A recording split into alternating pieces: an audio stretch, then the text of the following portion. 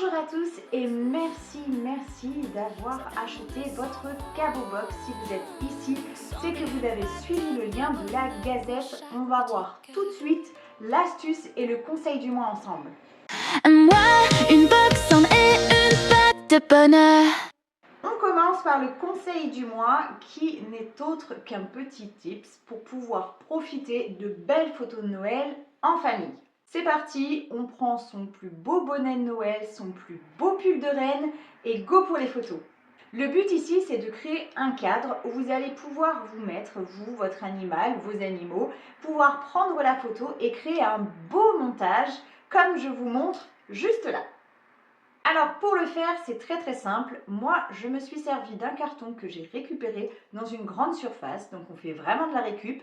Il me restait du papier cadeau de l'année dernière que j'ai aussi récupéré, qui était pile à la bonne taille. Si vous préférez donner de la profondeur à votre cadre, vous allez le mettre à l'envers avec les rebords et vous viendrez mettre du coup le papier cadeau à l'intérieur. Si vous voulez simplement faire un cadre comme moi je l'ai fait, eh bien vous prenez l'autre côté et ça vous permettra de mettre un support sur le rebord pour que ça ne bascule pas vers l'avant.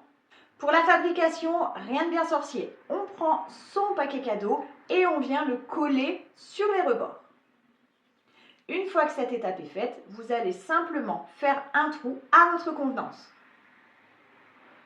Soit vous laissez le papier cadeau et vous faites un trou à l'intérieur, soit vous allez venir juste le découper. Personnellement, j'ai choisi de le faire en cadre. Vous pouvez le faire en cœur, vous pouvez le faire en étoile, en sapin, laissez libre cours à votre imagination. Une fois que ça c'est fait, vous allez venir le mettre sur un support et prendre les photos. Essayez de prendre l'appareil, de le mettre toujours à la même place de façon à ce que le cadre ne bouge pas. Par la suite, vous pourrez soit par le biais de votre téléphone ou bien par un logiciel venir faire un montage avec plusieurs photos en mettant une au centre. N'hésitez pas à faire des petites têtes sur le côté, en haut, en bas, ce sera un aspect beaucoup plus fun. Je vous laisse regarder ce que ça a donné lorsqu'on l'a fait. L'avantage de laisser toujours l'appareil photo, c'est lorsque vous allez faire le montage, les rebords vont être vraiment corrects et bien venir s'aligner les uns avec les autres.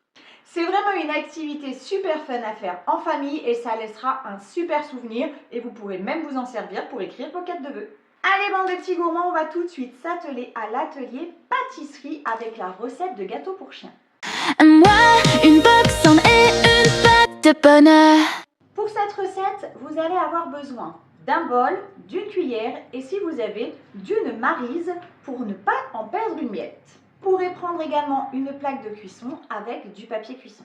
Au niveau des ingrédients, vous allez avoir besoin de beurre de cacahuète, de yaourt, de farine complète ou d'avoine, d'un potiron ou de la patate douce en fonction des allergies de votre chien.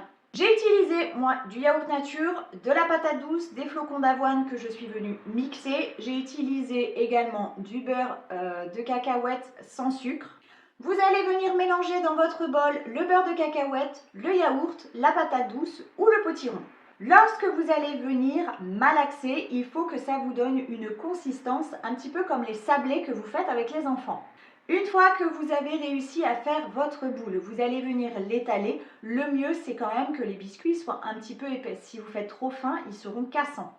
Si votre pâte est trop lisse, n'hésitez pas à rajouter un petit peu de farine. Si votre pâte est plus sèche, n'hésitez pas à mettre un petit peu d'eau pour l'assouplir. Une fois que vous avez réussi à obtenir votre petite boule pour faire vos petits gâteaux pour chiens, vous allez la prendre, l'étaler et venir mettre vos petits emporte-pièces. N'hésitez pas à les laisser un peu épais pour que ça fasse un gâteau qui soit suffisamment gros pour être croqué et non cassant dès que le chien va s'en approcher. Une fois cette étape réalisée, vous mettez tout sur le papier cuisson et hop, au four à 180 degrés pendant une vingtaine de minutes. Vous surveillez, si vos biscuits sont plus épais, vous pouvez les laisser plus longtemps. S'ils sont plus fins, moins longtemps. Bien évidemment, vous les laissez refroidir avant de les donner au chien pour qu'il déguste. Si vous voulez les agrémenter comme je l'ai fait sur la photo avec un petit bonbon pour chien, n'hésitez pas, faites-vous plaisir. Voilà, vous n'avez plus qu'à faire déguster ces super petites friandises faites maison à votre chien. Vous mettez tout dans une boîte hermétique pour les conserver et hop, dans le placard. Il n'y a plus qu'à les déguster ou bien les emballer pour que votre chien les découvre lors du matin de Noël. Je vous souhaite une bonne dégustation et un super moment de famille. C'est à présent l'heure de vous présenter la vidéo de l'exercice d'éducation canine. Cette fois-ci, je me tais. Je vais vous souhaiter un très joyeux Noël et je vous dis à très vite dans la prochaine Cabot Box. Un trésor pour un vieux copain, le museau fouillé, le cœur.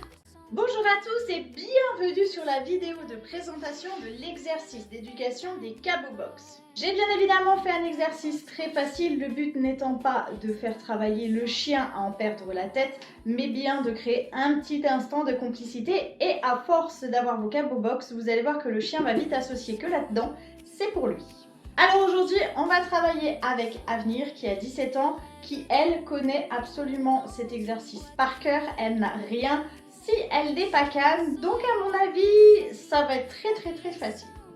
Allez, c'est parti. Donc dans votre exercice, je vous indique que vous allez vers le chien. Si vous voyez que le chien se lève et commence à faire le fou ou à donner des coups de nez, simplement, on va aller reposer la Cabot Box et on va attendre que le chien se calme. Faites autre chose si vous voyez que vraiment il est sur vous et qu'il donne des coups de nez vraiment au niveau de la Cabot Box. Une fois le calme rétabli chez votre animal, on retente encore une fois.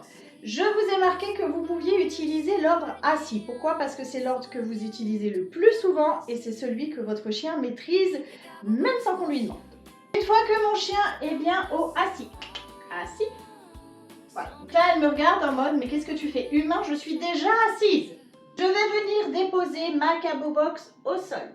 Si le chien reste à sa place, on lâche la Cabot Box. Si par contre il se jette dessus, on réitère, le assis reste à ta place.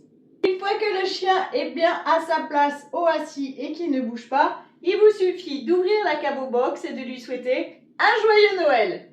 Joyeux Noël mon doudou! Le chien peut à présent profiter des friandises et des surprises à l'intérieur de la Cabot Box. Je vous souhaite de très belles fêtes de fin d'année. Je vous dis au mois prochain pour la nouvelle gazette. Et en attendant, éclatez-vous et j'espère que vous m'enverrez vos avis et bien sûr vos photos pour me montrer comment ont réagi vos animaux sur la première Cabot Box, si vous avez réussi vos petits sablés et si vous avez réussi l'exercice. Je vous souhaite à tous une bonne journée. À bientôt. Salut! Moi, une box en et une patte de bonheur.